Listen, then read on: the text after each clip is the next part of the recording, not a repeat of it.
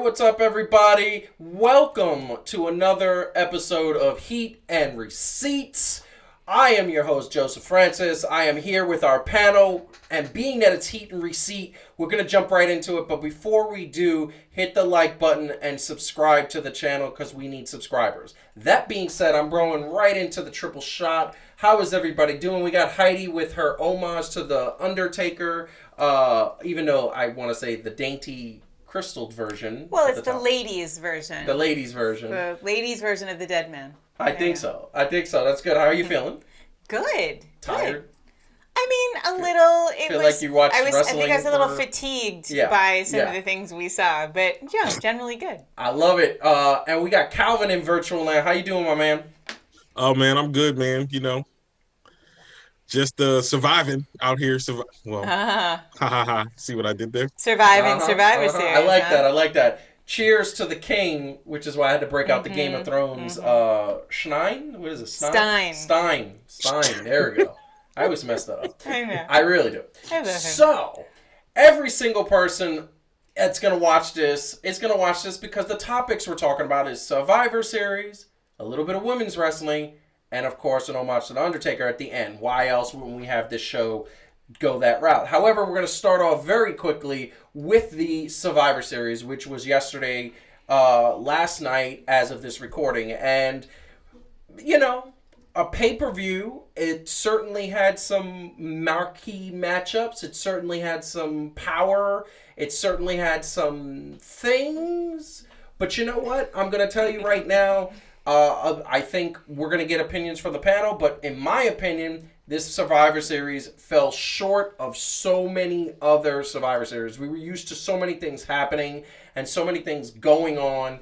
And while it had great matches, while it had some interesting sort of setups and a little bit of drama, it was not that great. The first thing I'm going to do is kick it over to Calvin as we're showing the Survivor Series matchups. First match we're going to talk about is Bobby Lashley versus Sami Zayn. Quickly, my man, what did you think of this match? Horrible. Trash. Scale of 1 to 10? 0. 0. Why is that, my man? Let's get the quick reply. Horrible storytelling. Did no setup, and the match itself made no sense. And I hate what they're doing with Sami Zayn. Hate. Wow. I just want to say, that's a lot of hate. It is. hate. Not apologizing. Not apologizing at all. Just love hating that. on it. Love that. Now, Heidi, what did you think of this match? I mean, as usual, I agree with Calvin. And, you know, I would give it like a -3. I really hate what they're doing with Sami Zayn. We were talking about this earlier. You can be a heel, but it would be nice if you were still a man, assuming your character is male. So Sami Zayn's character is disgusting. It made no sense. We were laughing about this before. It felt like they forgot that their two mid-card belts were going to have to fight each other because there was... Everything else had some build-up. It had some tension. It was like, oh, damn, we have to have these two fight each other, and this makes no sense. And so you felt that. You definitely felt that. It was terrible. Terrible. I agree with all of you. I agree with you. It was horrible. The match could have been interesting if you would have some sort of swerve or you would have had Sami Zayn. I think it would have been more interesting if Sami Zayn would have walked over to the Hurt Business and they would have hugged and shook a hand and he was part of the Hurt Business. I would have looked at that and said, at least there's storytelling there. Actually, Sami Zayn trying to get into the Hurt Business is hilarious to even think about. So, yeah, no. That would have been good. Would you have bought that, Calvin? I bought it more than what they had. We're going to go right into the men's Survivor Series team. Obviously, the guys are up here. You got the 5 who ended up sweeping them. AJ Styles, self-proclaimed captain, leading the SmackDown leaders. And I just want to call attention really quick. You know, what is the idea behind them having a match where there's such star power and there's so many people, and you have Seth Rollins, who's supposed to be one of the faces of your company. We know he's taking a little bit of time off. Just kneel down and say, I'm doing it for the greater good. What is the point of that? Heidi, I'm going to go to you first. What do you think they're doing here? Because this match was actually pretty cool, except this part, which was just a total waste. I just think they're trying to do. They couldn't have him really meaningfully fight. They hadn't built up any story that would make sense with him really giving a damn about any of it. So they just took it. He did the Messiah thing, right? Like, Ugh. but which is stupid. But because he just got there, he has no bonds with any of these guys. He has no storylines with any of these guys. I'm still having to watch him deal with the Mysterio family, which I just Did can't you miss even... that? So, like, Calvin, no, did I you think that's miss why. that? Yeah. Yeah, I missed it just like I should have missed that first match, but whatever. What did you think of the men's Survivor Series match, Calvin? Of the two traditional Survivor Series match, I actually liked it better. I was okay with it. I figured there was some reason, right? So given the character, so I have to go at this, given the character that they gave Seth Rollins, Yep. and you understand that he always thinks that the things that he's doing is for the greater good, right? With these sacrifices and all that other stuff. Well, he don't have no more disciples. So I think, maybe he thought, hey, this is what I needed to do to hype up the brand and get them rolling. Yeah. Because they obviously wasn't on the same page. So I felt that's where they were going, and obviously it backfired in general. But I thought it was kind of a good piece of little storytelling there, given everything. What would you have done differently? That's a question that I want to know. I would have created a storyline. I thought they did a nice job on... What I would have said was that if they had done on the SmackDown side what they did on the Raw side, I think it would have worked. The Raw side had... I like that there was this tension between these guys. They've been building up, over time. I like that now those guys are all jockeying for who gets to, have a title shot against Drew McIntyre. So they're continuing that storyline of the tension between all these big men and also somehow Matt Riddle. And, but which is fine though. Like he's a kind of a comic relief in it. I don't mind it. There wasn't anything like that on the SmackDown side. They didn't build. They've been so busy building up the Roman storyline. It felt like they didn't give any attention to that. The way they could have used the five guys on that side. So, and the thing that I'm going to say, and then we're going to move on to the next match, which might have been the best match of the night, is that the fact that it was a clean sweep, I don't know, I understand what they're continuing to do, but this match was clearly set up for two reasons. One, to show that Jey Uso is tough and is setting it up for the end of the night, which we're going to talk about later, how he helped Roman Reigns, and also to set up, okay, we have this mass competition for Drew McIntyre's title, and I mean, to me, it's obvious that Sheamus is the next in line. Giving him the sword, and we spoke about this offline and about the whole idea of Sheamus taking some credit, saying, I was the one who did this for you, and all this stuff, and Drew McIntyre saying, really? Or him being pissed off, Calvin, you said it, him being pissed off that he lost. It is an enormous amount of fun to see these gigantic dudes like squabbling with each other, because normally you don't. We get these mismatches a lot of the time. Like either it's two big guys and they're having really serious beef, or it's like one giant guy against 10 tiny dudes, and like Braun Strowman gets defeated by the post again, because that's always what beats him is the post. So it's nice to actually see like he loses all the time, like a whole bunch of really big formidable wrestlers kind of like messing it up together. So like ridiculous. That was fun. It was fun. Yeah, it was. I like that. It's probably my favorite part. It was fun. So, next match of the night was, Kofi Kingston and Xavier Woods, The New Day, going up against the Street Profits, who want the smoke. I mean, it was an amazing match. I thought that it was 10. I thought that was 9 out of 10. I thought the sign of respect at the end was amazing. I thought that there were so many moments where the Street Profits showed that they are the future. It's crazy to me that these guys end up stealing the show almost every pay-per-view that they highlight. It's kind of crazy that they do this. Heidi, do you agree with that? Yeah. So what's fun for me, Calvin, I'm curious about what you think, but watching the New Day, first of all, it was so much fun, and also a fantastic match. Like in terms of these guys, I think watching AEW because they're really bringing it.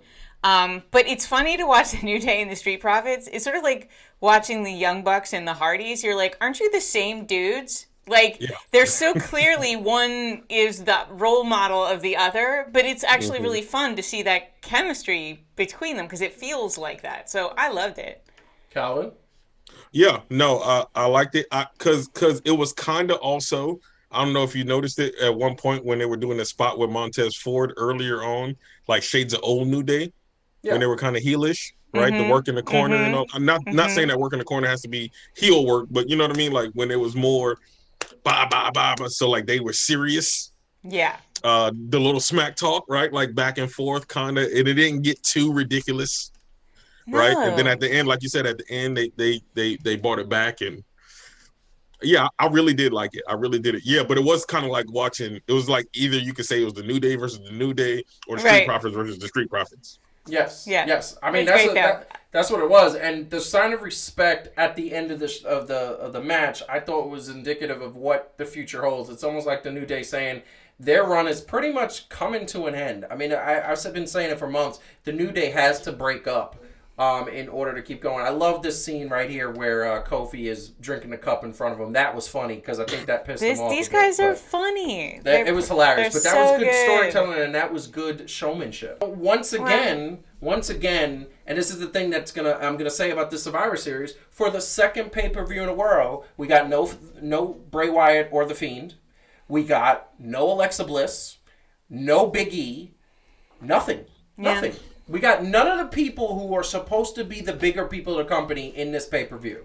I don't understand that. Not none of them, but a bunch are gone. Can I say this real quick? Go ahead. And what I don't appreciate about the current format is that so remember back in the day, like it was good. You still had the big people, but like you even had dudes like Hulk Hogan and Ultimate Warrior and Randy Savage, who were normally singles dudes in these traditional matches, right? Like, I love that format. I still love it. I know it's probably because I'm older and watching wrestling still, but you know what I mean? Like, I love the fact that they would have the winners of this and the winners of that face this, and then they were the sole survivors, and I love that. Yeah. I think that would have been legit.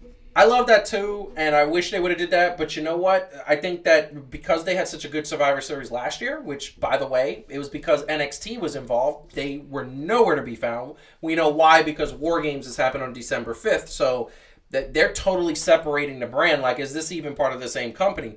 That being said, we're moving on to Sasha Banks, Asuka. I'm just going to kick this off and say this was a pretty good match. Once again, you had Carmella come out and kick the crap out of her every other time except the time on a pay-per-view. And you had Asuka lose, and you say, what are you going to do with Asuka now? Because the two people that could theoretically beat Asuka are in a tag team. And I don't even want to think about what we're going to talk about later. But that redemption story that we don't want to see, I don't want to see, okay? Are we going to see Asuka lose the belt to that redemption story? But all I know, the match was good, but once again, no storytelling. Calvin, would you agree? Yeah, like I said, it's one of those things that when you have something like that, even if it's a one-off, you don't have a build-up, right? Like, so there are no shows where they're kind of coming on each other's show and trying to up, like they did last year, like you pointed to. But yeah, I think they missed out on the opportunity. I think the match was saved because they fought each other already, so they have good chemistry naturally. Yeah, and the match was good once again, and I think that's what this kind of common theme is, that the match is good, but no depth, no storyline. Heidi, what do you think? Oh, Calvin, go ahead. Okay. No, I just want to say, and I know I'm already pre-jinxing this, but I feel like the upcoming match between Carmella, yes, I feel like the match between Carmella and Sasha Banks is going to be trash. So for her to do all of this, why do you think that? Because it's like I think this is just the overall negative way I feel about WWE. They build you up, they build something up to be decent, and then they let you all the way down. Yeah, gotcha. Heidi, I mean, yeah, it was a good match. I didn't really care. But it was a good match. Jesus. I didn't care. It's like, again, no story, no build up. Oh yeah, hey everybody, remember when they fought? Like, oh, now they're fighting again. Okay, great storytelling. Thanks. I don't disagree. Maybe take, I don't know, 50% of Seth Rollins' monologue out and make some room for doing some other storytelling, because damn, he talks slow. He talks slow. He's walking slow. Now Everybody's that talking the slow. Undertaker retired, Roman Reigns is taking 50 Roman years Reigns to get to the ring. Yeah, he's like seriously, he's taking over that mantra. like that's a competition. Speaking of Roman Reigns, and speaking of that whole spiel, Roman Reigns took on Drew McIntyre in a best of the best, nothing counts, nothing on the line match that really was just about pride and two big dudes beating each other up. They could have had a situation where they could have put the belts up on the line and Roman could have beat him, and now we would have got to see Roman on Raw and SmackDown. And the fact of the matter is that they also could have had a situation where Nia Jax ends up turning on Shayna Baszler because now she's part of the family because Roman Reigns is on Raw. So many ways to make that good and make that awesome. And all we got was, once again, a good match. It was a good match. It was a tough match. It was brutal. And it was like, it looked like AEW matches. Like, we go, ooh, like, wow. And then, at the end, great part. Heidi, what was the great part you talked about? Well, my favorite part was seeing what a fantastic heel Roman has become. So when he's walking back up the ramp towards Jay, and you don't know as you're watching him walk up that ramp with all that anger, is he about to hug his cousin for helping him, or is he about to kick completely? Yeah. And the fact that you had no idea which one of those, WWE almost never surprises us, right? But I genuinely didn't know, and I thought both were possible, and that's how good a character that is, because that's how crazy he is that you can't actually predict it. That was tense, and I appreciated the tension. Calvin, what do you think? So a couple of things. I love the match in general. I found it interesting because we know that Roman Reigns and Drew McIntyre had beef, right? Yeah. Back, what was it? Last year. When Drew was the heel. Yep. Right. And so I love the fact that now Roman Reigns' character, basically, right, the character that he is now, bought into the hype that they tried to build up all those years. Mm-hmm. Right? Yep. Like how he was Superman, right? The disbelief, like, I'm Roman Reigns, how you gonna kick out of something? So I love that fact. It was interesting, though, that they tried to make it seem like Drew McIntyre was the one that had to be the one to dig down deep and overcome Roman, because historically that hasn't been the case. No. Drew McIntyre naturally being bigger, and you know what I mean? Yeah. So I think I got what they was trying to do, but I was like, my eye test and remembering the feud that they had, it was Roman that was showing the heart. And I know it was because they were trying to make him kind of good, but I was like, Roman didn't get that big. No, and you're right. And this is the thing that I'm going to say. First of all, I agree. He's a fantastic heel. First of all, he is owning this Godfather persona, which is amazing. And it really works. And he pulls it off so well. And Paul Heyman's reactions pull it off so well. And Jey Uso falling in line because he doesn't want to be out of the family pulls it off so well. This is the problem with this storyline. You had Drew McIntyre, who you could have built it up a little bit more. I understand why they took the belt off of him, but you could have built it up more. But now he beat Roman Reigns beat him. And you're not going to see them go up against each other. This is like a WrestleMania caliber match. You're not going to see them go up against each other for at least through next Survivor Series or next October when they have a draft, because he's on Raw and he's on SmackDown. And this is the part of this is the bad part of having three separate brands that you don't really cross. Yeah. It's not good storytelling. Now, I will say this, as far as that part about, I'm glad that they didn't have any other turns and any other things, because surprises. I think this is the one that has the potential for good long-term storytelling, right? So it's going to seem like it's going to drag, but I think they have to make Roman look more quote-unquote credible, right? It was a little dicey at the end, but they got to make him look credible, beating somebody like Drew. Yeah. Right? I get it. Make Jey looking more credible. They weren't going to make either one of them look weak. Yeah. Which they did. So making Jey look a little more credible. Yeah. And then, but making it like building up those two. It was kind of like what they did with the NWO, right? It was like, yo, can you beat these three? Then all of a sudden it was four. Yeah. I mean, before it became 500 people. Yeah. That's what they got to do that, and that's the problem is they always start that and then they don't do it. The only time they've done it in the last couple years is Retribution, and we're seeing. Oh, don't get me started about Retribution. But here's the thing: why you have to say that? No, but I understand that. But Retribution is the only storyline in the last 5 years that they started like a year and a half ago, and they actually let it come to fruition. Doesn't matter that they're screwing it up now.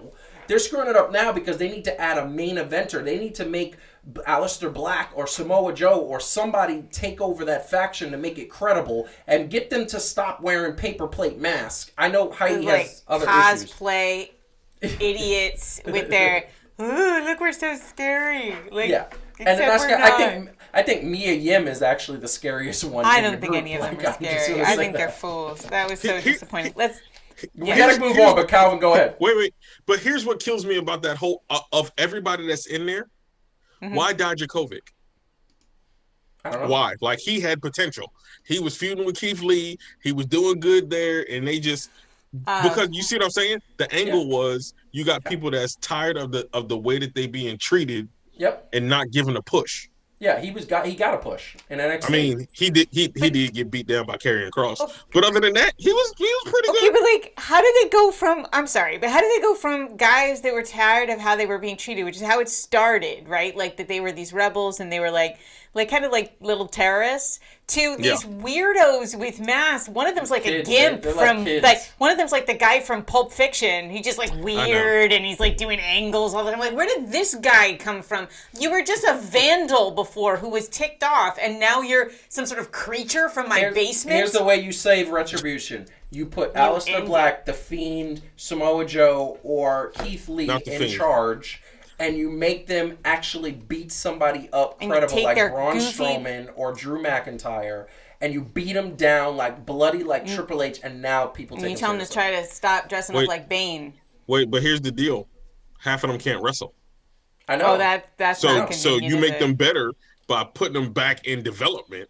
Yeah. Letting their moves tighten up. Just scratch this idea. Just scratch it. Start over. Listen, I think you scratch it now, but there was a point where it could have been said. That being said, we are moving on to the last match, and it wasn't the last match of the night, but there's a reason why we're moving on to this match. This thoroughly upset one of the people on this panel, and that person was very clearly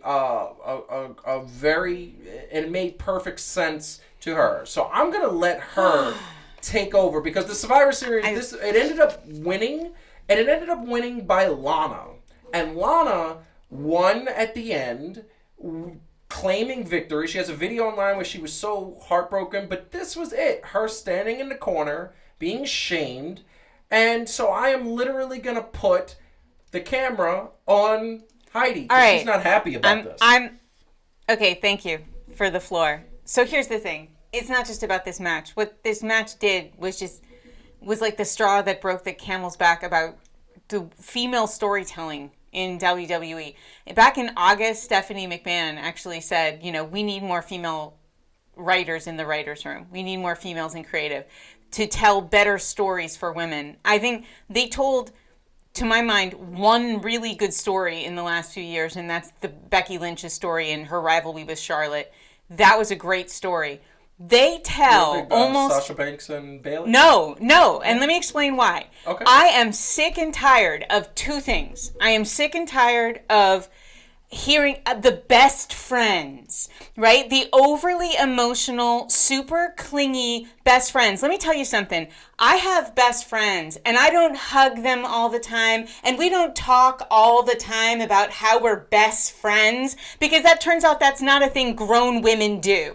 Okay? We don't constantly go on and on about our feelings and how much we love each other. That's something men seem to think we do, but that is not in fact what we do. I am sick and tired of, Alexa and Nikki Cross. I'm just so worried about you, Alexa. And and Mandy and what's her name? Sonya Deville. Like, I just feel so betrayed by you. Like, it's not that the men don't have alliances, they don't have friendships. They do, but they don't do that to them. They don't do this overly emotional, weepy, clingy nonsense with the men. The second thing that I am so sick and tired of is painting women who want to win like they're bullies. And that is what is really ticking me off. I'm trying to avoid curse words right now with this Lana storyline. That I had to sit there and, while very reasonably, Nia Jax and Shayna Baszler and the whole team were trying to keep that fool out of the ring so they could win.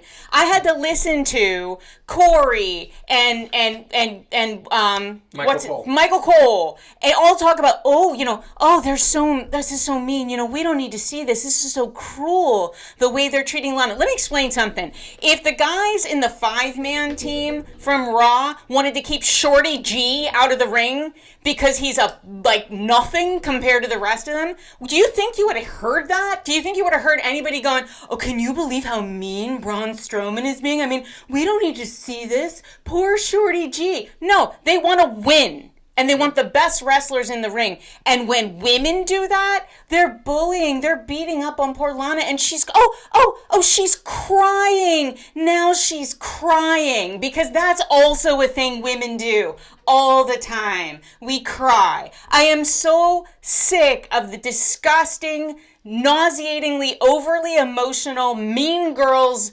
crap that they are telling in all the women's storylines.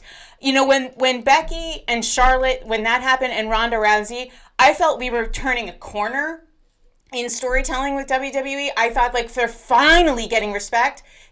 No, sorry, that was a blip on the radar, and everybody woke up and went, what are we doing? Oh my God, we're treating women like they are actually athletes who matter. Let's go back to the diva era crap we always did. And I'll stop there. Wow, that's a lot to say, and I want to say I don't disagree with anything. The one thing I'm going to say, and then I'm going to turn it on and get Calvin's response, is the storytelling that comes from WWE when it comes to the women. I think Bayley and Sasha was a good storytelling until it did the whole friendship, she betrayed me thing. I think it was actually kind of cool that they developed it over a long period of time. However, you're right. It's that same, we're weepy over friends and stuff like that. I think, to my knowledge, I don't think a woman has been hired in WWE creative, and I think that is the problem. They're lacking that feminine touch. And by the way, the question I would have, and Calvin, I'll let you jump in on this. The question I would have, is it WWE creative, or is it Vince McMahon saying, no, I want to go this way, and WWE creative has a bunch of yes men? That's what I'm wondering. Calvin, what do you think? Yes and yes.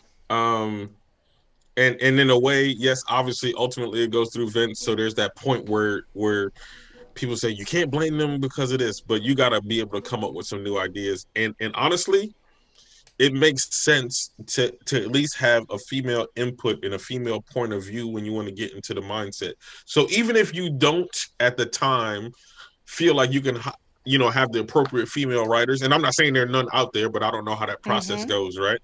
Yeah. The point, and why we like AEW so much, you hear they have a lot of input in the process of their character and what they want to be.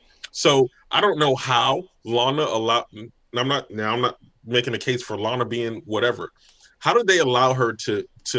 How does she allow herself to devolve into this whiny, sniveling little crybaby, whatever that was? You know what I mean?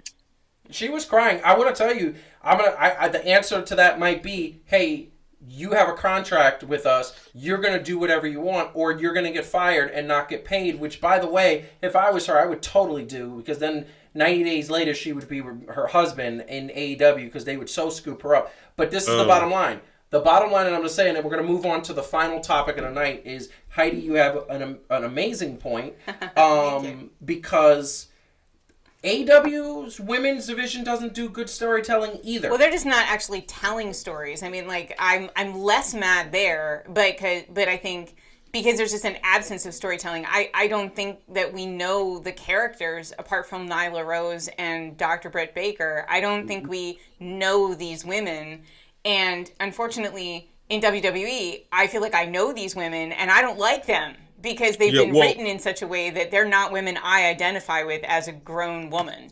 And when they had beef with Brandy Rhodes and Bunny, Allie. Oh, whatever that was. Well, but I mean, even horrible. when they had that beef, you saw it, but it was different. It was a different kind, different, right? the kind of disgust that they might have had between each other seemed a little more real. You know what I mean? Like, little like hints of petty, Yeah. little hints of this and that. Like, the key to I think good women's storytelling is to get away from that soap opera stuff that you see all the time, which is you stole my man, slap, or you were my best friend. Like, it needs to be more about, I want a championship. That being said, we are moving on to the last topic of the night, and it is celebrating and want to say, if you haven't hit the like button by now, hit the like button, subscribe to the channel. We definitely need those. Last topic of the night is 30 years of the Phenom, 30 years of Undertaker showing his amazingness. A really cool tribute. Obviously, it was 30 years to the day where he debuted on Survivor Series. We all saw that. So Undertaker versus Hulk Hogan, and how he made Hulk Hogan look so small and so for the first time ever, the immortal Hulk Hogan was not so immortal. I'm gonna turn it over to Calvin because he is the biggest Undertaker fan. And then I'm going to rebut and let him get the last word after Heidi goes. But I want to say, Calvin, what did you think about this tribute? I know you said I was probably going to be surprised at your take, but you might be surprised at mine. For this dude being my favorite wrestler, and I understand how wrestling is, so literally for 3/4 of my life, I think I cried a little bit because of like just thinking about the fact that he wasn't going to be there, although his last couple of matches were pretty horrible. I cried because it was that bad. Yeah. Like, some things they couldn't take, some things was not their fault. Some things I just felt like, word? That's what you do for a dude that gave you 30 years that held y'all down during all of this? This is what you give him? Yeah. Like, no video montages, really, or... They gave him the video montage. Oh, but it was pathetic compared to some of the ones we've seen. But it was weak, and you know why it was weak? Because this is something I don't think that a lot of people know. I could have sworn it was the one that they showed a couple years ago.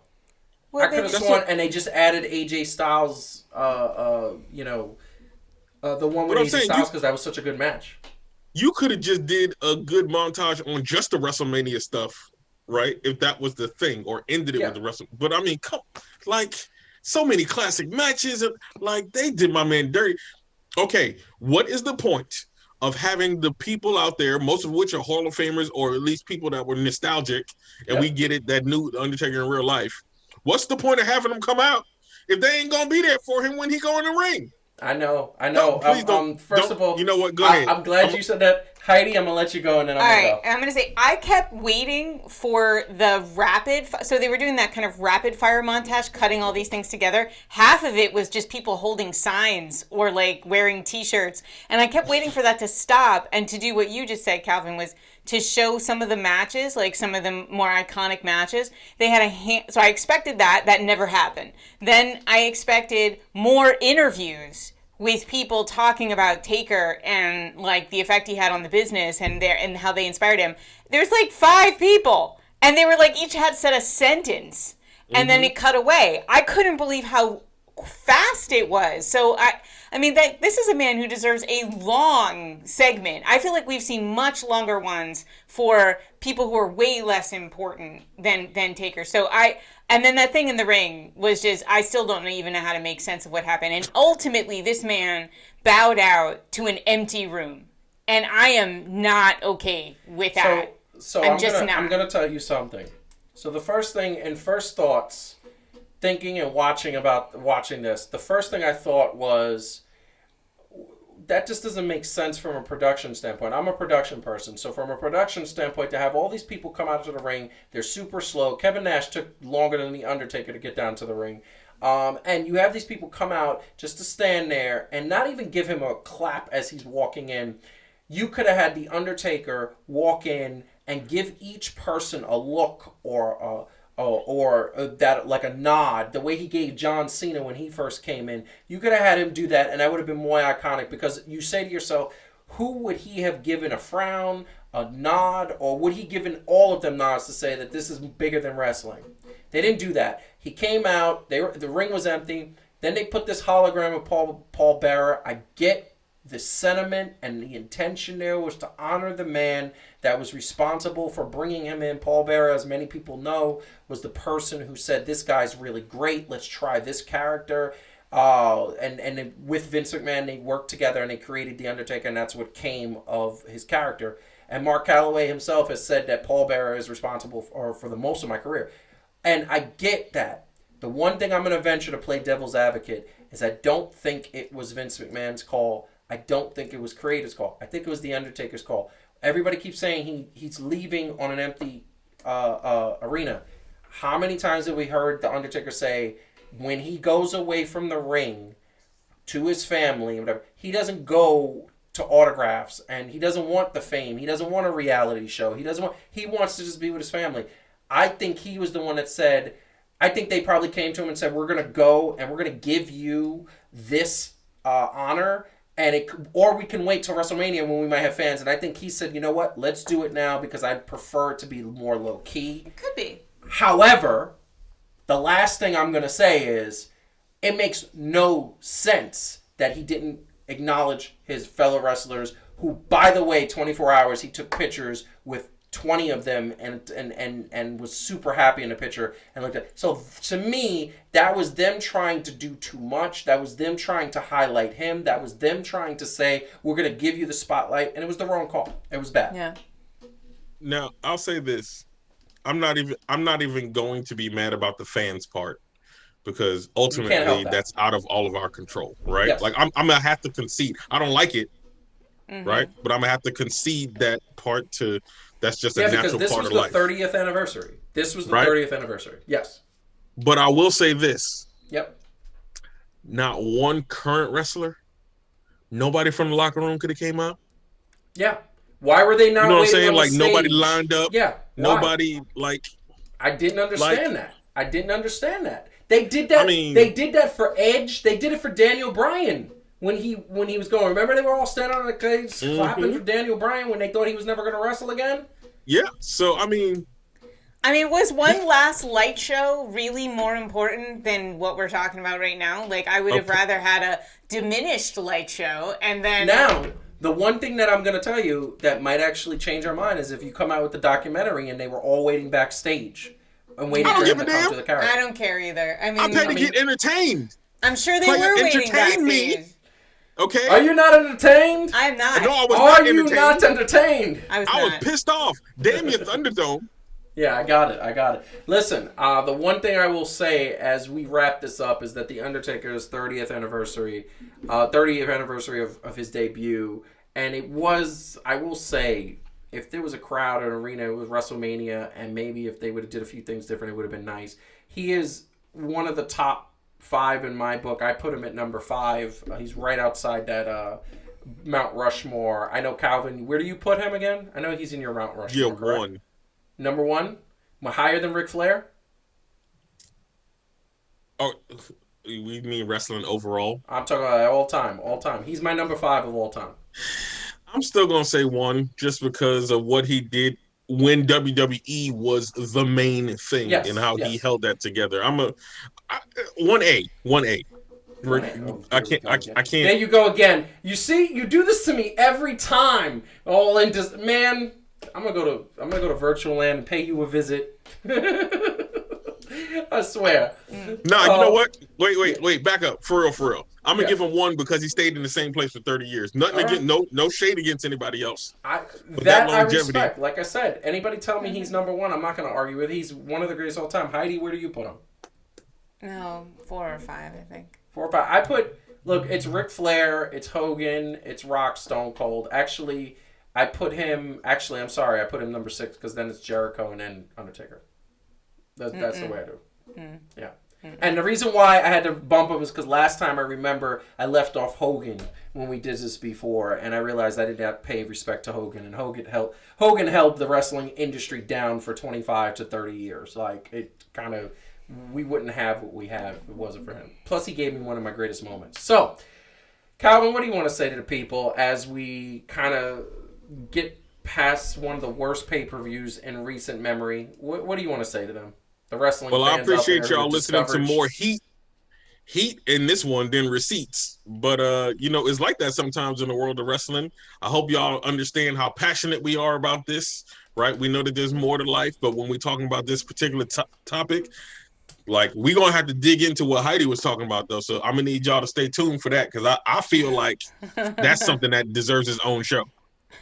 Seriously, I would not mind that. Heidi, what do you got to say to the wrestling fans? Oh, you know what? It is just as much fun to hate on wrestling than it is to love it, and that's why we do both. That's why that's what the show is about. I think all wrestling fans like to critique the product, because that's really exciting for us. So thank you for joining us. We'd love to hear your comments. So put them in, listen to it, share the video, and let us know what you think. Definitely. I share all of that sentiment. And one of the things that I will say is that probably next week's show is going to cover more deep dive into women's wrestling. We've been wanting to do that topic for a while. So definitely tune in. It's going to be after Thanksgiving. We're going to take some time off. There's not going to be any fan-to-fan this week. There's not going to be any wrestling heat or receipt probably until next Monday or Tuesday. So we are having fun with this. We want you guys to hit the like button, subscribe to the channel. Leave a comment. We want to get a little discussion going with all you wrestling fans out there. We are wrestling fans, 30, 40 plus years of wrestling investment. So like you, we are. And that's why this is called Fan to Fan Presents Wrestling Heat and Receipts. Tune in next time. Leave a comment, subscribe, hit the like button. Peace out. Stay healthy.